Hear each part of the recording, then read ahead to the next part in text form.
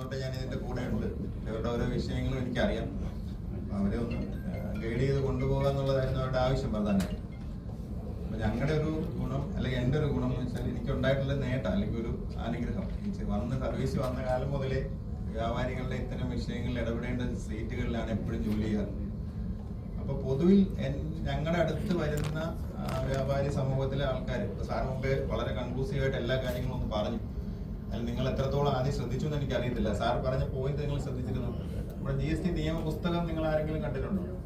നമ്മളിതെല്ലാം ഒരാളെ ഏൽപ്പിച്ചിരിക്കുകയാണ്. നമുക്ക് അതിനെ കുറിച്ചൊന്നും ബോധനേശമില്ല. കാരണം എഴുതുന്ന ഒരാളുണ്ട്, പുള്ളി എല്ലാം നോക്കിക്കോളും. പക്ഷെ നമ്മുടെ നിയമത്തില് വലിയൊരു പുസ്തകമല്ലേ, കുറെ റൂളും ആക്ടും ഒക്കെ വളരെ പുസ്തകം നിങ്ങൾ കണ്ടിട്ടുണ്ട്, ഇപ്പോൾ ഓഫീസിലൊക്കെ ഇരിക്കുന്ന കണ്ടിട്ടുണ്ട്.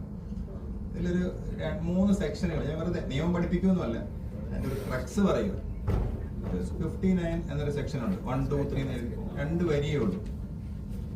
എന്താ സംഭവം എന്ന് വെച്ചാൽ ഈ GST-യിലേക്ക് സംഭവങ്ങളെല്ലാം സെൽഫ് അസസ്മെന്റ് ആണ്. എന്ന് വെച്ചാൽ എന്താ അർത്ഥം? നിങ്ങൾ തന്നെ കണക്ക് കൂട്ടി കൊടുക്കുന്നു, ഞങ്ങൾ വിശ്വസിക്കുന്നു. ഒരു ഫെയ്ത്തിൽ ഊന്നിയ ഒരു സെറ്റപ്പാണ് GST. ഞങ്ങൾ ആരും അതിന്റെ പുറകെ വരത്തില്ല. നിങ്ങൾ കറക്റ്റായിട്ട് കണക്കുകൾ തന്നാൽ ഞങ്ങൾക്ക് ആർക്കും ഒരു ബുദ്ധിമുട്ടുമില്ല, ഞങ്ങളൊന്നിനും വരത്തില്ല. അതുപോലെ 155 എന്നൊരു സെക്ഷൻ, അത് 2 വരിയുള്ളൂ. വലിയ പുസ്തകമാണ്. അതിലെന്താ പറയുന്നത് അറിയോ? നിങ്ങള് ഇപ്പൊ എന്റെ വീട്ടിലേക്ക് ഞാനൊരു സാധനം വാങ്ങുമ്പോ അതിന് ഞാനാണ് ടാക്സ് ഫുള്ള് കൊടുക്കേണ്ടത്, അല്ലേ? അങ്ങനെയല്ലേ GST? പക്ഷെ നിങ്ങളിടയിൽ കുറച്ച് പൈസ കൊടുത്തിട്ടാണ് ഈ സാധനം എനിക്ക് കൊണ്ട് തരുന്നത്. അപ്പൊ നിങ്ങളെ പോക്കറ്റിൽ നിന്ന് എടുത്ത് കൊടുക്കുന്ന ഒരു ടാക്സ് ഉണ്ട്. അതിന്റെ പേരെന്തോ നിങ്ങൾ എപ്പോഴും കേൾക്കും, ഇൻപുട്ട് ടാക്സ്, ITC എന്നൊക്കെ നോട്ടീസൊക്കെ വരുമ്പോ കാണും. ഇതും പറയുന്നത് എന്താ? നിങ്ങൾക്ക് ആകെയുള്ള ലയബിലിറ്റി ഇൻപുട്ട് ടാക്സ് ഒക്കെ കറക്റ്റ് ആണോ എന്ന് നോക്കണം. ഇത് മാത്രമേ പറയുന്നുള്ളൂ. പിന്നെ 48 പോലൊരു സെക്ഷനിൽ പറയുന്നുണ്ട്, ഇതൊക്കെ ആരൊക്കെ എന്തൊക്കെ ചെയ്താലും അക്കൗണ്ടന്റിനെ വെച്ചാൽ ആരെ വെച്ചാലും ഇതിന്റെ എല്ലാം ഉത്തരവാദിത്വം നമുക്ക്. അപ്പൊ ഇവിടെ സാറിന് മുമ്പേ വളരെ വ്യക്തമായിട്ട് പറഞ്ഞു, എന്ത് കാര്യങ്ങൾ ആരിലൂടെ ചെയ്താലും നിങ്ങൾ ആക്ച്വലി പൈസ കളക്ട് ചെയ്ത് ഗവൺമെന്റിൽ കൊടുക്കുന്ന ഒരു ഏജന്റ് മാത്രമാണ്, അല്ലേ? നിങ്ങൾക്ക് ആർക്കെങ്കിലും കയ്യിൽ നിന്ന് പൈസ അടയ്ക്കേണ്ടതായിട്ടുണ്ടോ? നിയമം അനുസരിച്ച് ഇല്ല. പക്ഷെ നമുക്ക് പല പ്രശ്നങ്ങൾ റോഡിൽ വരുന്നു, ഓഫീസിൽ വരുന്നു, വർഷങ്ങൾക്ക് ശേഷം നോട്ടീസുകൾ വരുന്നു. ഇതിന്റെ എല്ലാം പ്രധാന വിഷയം എന്താണ്? സാർ മുമ്പേ പറഞ്ഞ പോലെ നമ്മുടെ ബിസിനസ്സിന്റെ ഈ മാറിയ സാഹചര്യത്തിൽ നമ്മൾ അറിയേണ്ട കാര്യങ്ങളിലേക്ക് നമ്മൾ ശ്രദ്ധ ഊന്നണം.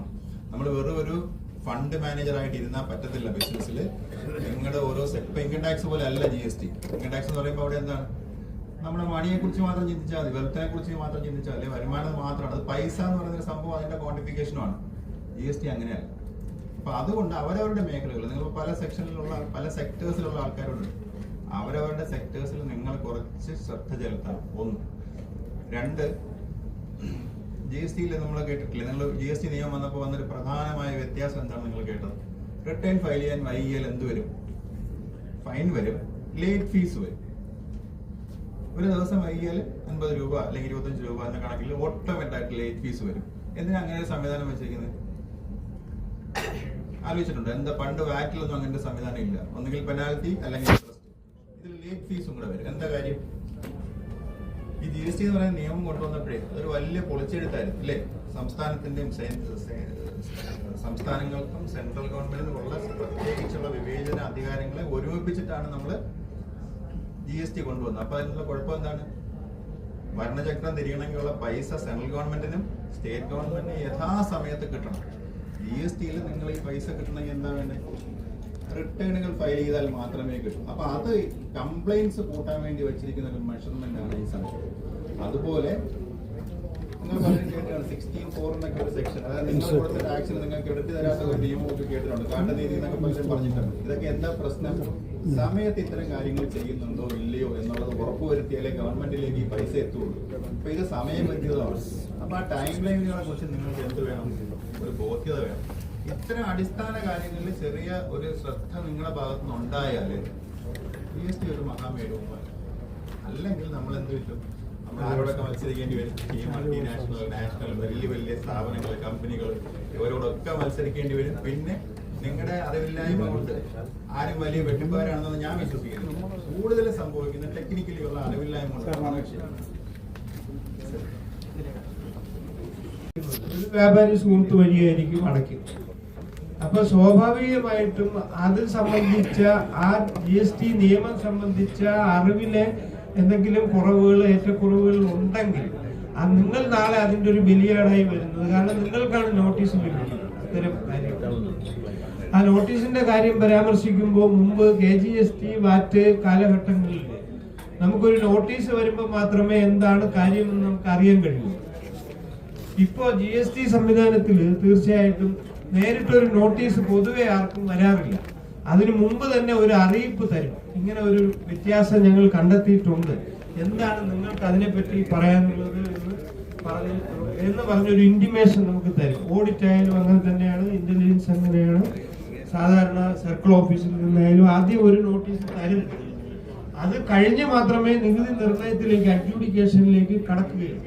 അപ്പൊ ഇത് കുറച്ചുകൂടെ ട്രാൻസ്പെറന്റ് ആക്കുകയും വ്യാപാരി സുഹൃത്തുക്കൾക്ക് കുറച്ചുകൂടെ വകുപ്പുമായിട്ട് ഇന്ററാക്ട് ചെയ്യാൻ, ഒരു ഡിമാൻഡ് വന്നു കഴിഞ്ഞാൽ പിന്നെ നമുക്ക് അപ്പീല് അങ്ങനെ നിയമപരമായി മാത്രമേ അതിൽ നിന്ന് ഒഴിവായി പോകാറുള്ളൂ. ഇപ്പൊ ആ ഡിമാൻഡ് വരുന്നതിന് മുമ്പ് നിങ്ങൾക്കൊരു അവസരം ലഭിക്കുന്നുണ്ട്. അപ്പോ ഞാൻ പറഞ്ഞു വന്നത് GSTയുടെ ഇൻട്രൊഡക്ഷനോട് കൂടി വകുപ്പിന്റെ മുഖം തന്നെ മാറിയിട്ടുണ്ട്.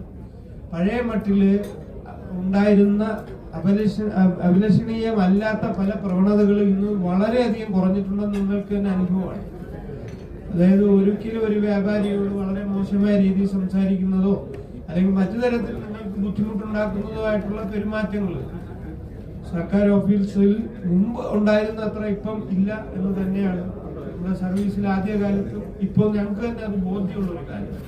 മാത്രമല്ല നിങ്ങൾ ആ ബഹുമാനം അർഹിക്കുന്നുണ്ടെന്നുള്ളത്. നമ്മുടെ ഇക്കണോമിക്ക് നിങ്ങൾ നൽകുന്ന സേവനം എന്ന് പറയുന്നത് നമുക്ക് വിലമതിക്കാനാവാത്തത്.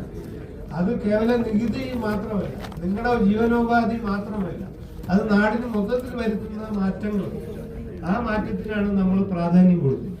അപ്പോ GSTയുടെ ഇൻട്രൊഡക്ഷനോട് കൂടി എല്ലാം ഓൺലൈനായി ട്രാൻസ്പെറന്റ് ആയി എന്ന് ഞാൻ പറയുമ്പോൾ പോലും ഇപ്പൊ ഇവിടെ കണ്ടുവരുന്ന ഒരു കാര്യം എന്ന് പറയുന്ന ബിസിനസ് നടത്തുന്ന ആൾക്കാർ GST ഫയൽ ചെയ്യുന്നതിന്റെയും ബുക്സ് ഓഫ് അക്കൗണ്ട്സ് കണക്കുകൾ എഴുതി സൂക്ഷിക്കുന്നതിന്റെയും ചുമതല ആരെങ്കിലും ഏൽപ്പിക്കുകയാണ് പതിവ്. കാരണം നമുക്ക് ബിസിനസ്സിലേക്ക് മാറ്റിവെക്കാൻ മാത്രമേ സമയമുള്ളൂ. അപ്പൊ അത് നമ്മളൊരു പ്രൊഫഷണലിനെ ഏൽപ്പിക്കും. അപ്പോ നിലവില് നമ്മൾ കണ്ടുവരുന്നത് അവരുടെ ഇഷ്ടമനുസരിച്ച് കാര്യങ്ങൾ ചെയ്തുകൊണ്ടിരിക്കുകയാണ്. നോട്ടീസ് വരുമ്പോഴോ അല്ലെങ്കിൽ ഒരു ഇഷ്യൂ ഉണ്ടെന്ന് ഓഫീസിൽ നിന്ന് അറിയിപ്പ് വരുമ്പോഴാണ് നമ്മൾ പലപ്പോഴും ശ്രദ്ധിക്കുന്നത്. അതുകൊണ്ട് വ്യാപാരി സുഹൃത്തുക്കളായ നിങ്ങളോട് എനിക്ക് പറയാനുള്ളത് GST സംബന്ധമായ പ്രാഥമികമായ ചില അറിവുകൾ, അതായത് റിട്ടേൺ എന്നാണ് ഫയൽ ചെയ്യേണ്ടത്, എത്ര തരം റിട്ടേൺ ഒരാൾ ഫയൽ ചെയ്യണം, ഇത്തരം കാര്യങ്ങൾ ഫണ്ടമെന്റൽ ആയിട്ടുള്ള കുറെ കാര്യങ്ങളുണ്ട്. അത് നിങ്ങൾ പഠിച്ചു വെക്കുകയും പിന്നെ നമ്മുടെ യൂസർ ID പാസ്വേഡ് എല്ലാം നമുക്കാണ് അലോട്ട് ചെയ്യുന്നത്. നമ്മുടെ മൊബൈൽ ഫോണെ കൊടുക്കാവൂ, നമ്മുടെ മൊബൈൽ നമ്പറെ കൊടുക്കാവൂ. അപ്പൊ അതിലൂടെ നമുക്ക് ഓഫീസിൽ നിന്ന് കിട്ടുന്ന വിവരങ്ങൾ നിങ്ങൾ തീർച്ചയായും അത് വാച്ച് ചെയ്യുകയും അതനുസരിച്ച് ഈ നമ്മളെ ഏൽപ്പിച്ച അക്കൗണ്ടന്റ് അല്ലെങ്കിൽ ചാർട്ടേഡ് അക്കൗണ്ടന്റോ വക്കീലോ ആരാണെന്ന് വെച്ച് കഴിഞ്ഞാൽ അവരെ യഥാവിധി ഇതൊക്കെ ചെയ്യുന്നുണ്ടോ എന്ന് ഉറപ്പുവരുത്തേണ്ട ബാധ്യതയുണ്ട്. അല്ലെങ്കിൽ നേരത്തെ ഞാൻ പറഞ്ഞതുപോലെ ജനങ്ങളിൽ നിന്ന് പിരിക്കാത്ത നികുതി നിങ്ങൾ കയ്യിൽ നടക്കേണ്ട ഒരു സാഹചര്യം വന്നേക്കാം. അത് കേവലം നോട്ടക്കുറവ് കൊണ്ട് മാത്രം വരുന്നതാണ്.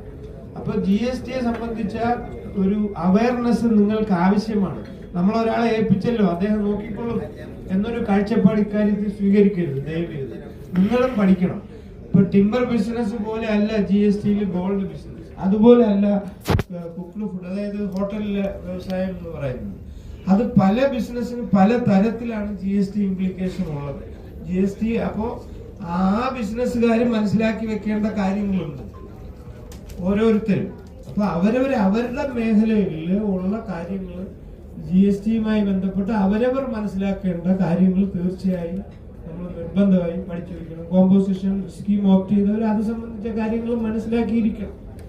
അങ്ങനെ മനസ്സിലാക്കിയതിന് ശേഷം നമ്മൾ ഏൽപ്പിച്ചിരിക്കുന്ന ചാർട്ടേഡ് അക്കൗണ്ടന്റുമായിട്ട് അവരത് ചെയ്യുന്നുണ്ടോ എന്ന് ഉറപ്പുവരുത്തുകയും കൂടെ വേണം. റിട്ടേൺ ഫയൽ ചെയ്തു എന്ന് അവർ പറയും, ടാക്സ് അടച്ചു എന്ന് അവർ പറയും. എല്ലാവരും മോശമാണെന്നല്ല ഞാൻ പറഞ്ഞത്, പക്ഷെ നമ്മുടേതായ ഒരു ഇടപെടൽ, ഒരു മേൽനോട്ടം അക്കാര്യത്തിൽ ഉറപ്പുവരുത്തേണ്ടതാണ്. അപ്പൊ അത്തരം കാര്യങ്ങളിൽ നമ്മൾ പ്രത്യേക ശ്രദ്ധ വച്ചില്ലെങ്കിൽ നാളെ നിങ്ങളുടെ കയ്യിൽ നിന്ന് ഒരുപാട് കാശ് നിങ്ങൾ വെറുതെ കൊടുക്കേണ്ടി വരും. അത് ഒഴിവാക്കുന്നതിലേക്ക് അക്കാര്യങ്ങൾ ശ്രദ്ധിക്കേണ്ടതാണ്. അപ്പൊ ഈ GST അവയർനെസ്സിനെ സംബന്ധിച്ച് ഡിപ്പാർട്ട്മെന്റിന് എന്ത് ചെയ്യാൻ കഴിയും എന്നുള്ളതാണല്ലോ അടുത്ത ചോദ്യം. അപ്പോൾ ഇപ്പൊ നിലവില് നമ്മുടെ ഒരു ട്രെയിനിങ് വിങ് തന്നെ ഉണ്ട്. അത് എല്ലാ ജില്ലയിലും ആ ഡെപ്യൂട്ടി കമ്മീഷണർ നേതൃത്വത്തിൽ ഒരു ടീം വന്ന് ആ ജില്ലയിൽ വന്ന് നിങ്ങൾക്ക് ക്ലാസ് എടുത്ത് തരാൻ കഴിയും. നിങ്ങൾ അതൊരു വെറും ഒരു സ്റ്റഡി ക്ലാസ് പോലെ ക്ലാസ് റൂമിൽ ഇരുന്ന് ഒരാൾ വന്ന് പഠിപ്പിക്കുന്നു, നിങ്ങൾ കേൾക്കുന്നു, ആ മട്ടിലല്ല. മറിച്ച് നിങ്ങൾ നിങ്ങളുടെ പ്രായോഗിക പ്രശ്നങ്ങൾ അവരെ അറിയിക്കുന്നു, എല്ലാവർക്കും സംസാരിക്കാൻ അവസരം. അപ്പൊ തിരിച്ച് അതിനെന്താണ് പ്രതിവിധി, നിയമപരമായിട്ട് ചെയ്യാവുന്നത്, പ്രായോഗികമായിട്ടുള്ള വൈഷമ്യം എന്താണ്, അതെങ്ങനെ പരിഹരിക്കും, ഇത്തരത്തിലുള്ള ഒരു ഇന്ററാക്ഷൻ നടത്തുന്ന ഒരു കോൺക്ലേവ് പോലെയോ സെമിനാർ പോലെയോ ഡിസ്കഷൻ പോലെയോ നമുക്ക് സംഘടിപ്പിക്കാവുന്നതേ ഉള്ളൂ. അതിനുള്ള എല്ലാ തയ്യാറെടുപ്പുകളും വകുപ്പിലും നടന്നു വരുന്നുണ്ട്. അതിന് പ്രാപ്തരായ ഉദ്യോഗസ്ഥരെ തീർച്ചയായും എല്ലാ ജില്ലയിലും നിങ്ങളുടെ സ്ഥലത്ത് വന്ന് ക്ലാസ് എടുക്കുക. അല്ലാതെ ഇപ്പൊ എല്ലാവരും തിരുവനന്തപുരത്തോ അല്ലെങ്കിൽ മറ്റേതെങ്കിലും ഒരു സ്ഥലത്തോ വരേണ്ട കാര്യമില്ല. അതായത് ജില്ലയിലെ ഏതെങ്കിലും ഒരു സ്ഥലം നമുക്ക് നിശ്ചയിച്ച് അത് അധികം വൈകാതെ തന്നെ തുടങ്ങാനും ആ ഒരു അവയർനെസ് നിങ്ങൾക്ക് ആദ്യം വേണ്ടതാണ്.